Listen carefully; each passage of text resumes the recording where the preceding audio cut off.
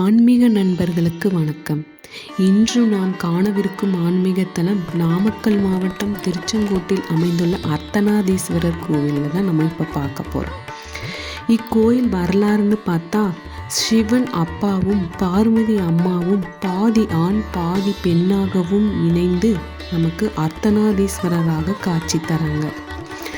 புராணங்களை படி சொன்னால், பிரம்மாவும் பிற கடவுள்களும் சக்தியே இல்லாமல் படைக்க முடியாததால் சிவபெருமானே இந்த வடிவத்தை ஏற்று பார்வதி தாயாருடன் இணைந்ததாக புராணங்கள் சொல்லப்படுது.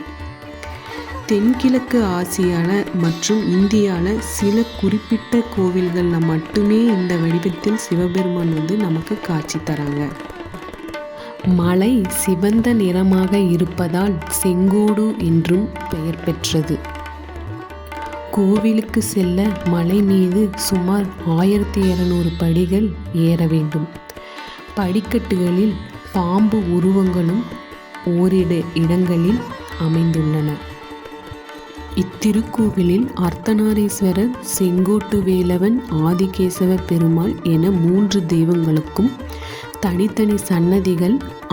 சிவன் சுயம்பு மூர்த்தியாக அருள்பாலிக்கிறார். பிரார்த்தனை: கணவன் மனைவி ஒற்றுமைக்காகவும், நாகதோஷமும் ராகுதோஷமும் கால சர்ப்ப தோஷமும் களத்திர தோஷத்தால் பாதிக்கப்பட்டவர்களும் இங்கு வழிபாடு செய்கின்றனர். இத்துடன் இந்த பதிவு முடிவடைந்தது. மீண்டும் இன்னொரு ஆன்மீக பதிவில் சந்திக்கும் வரை உங்களிடம் விடைபெறுவது உங்கள் தோழி.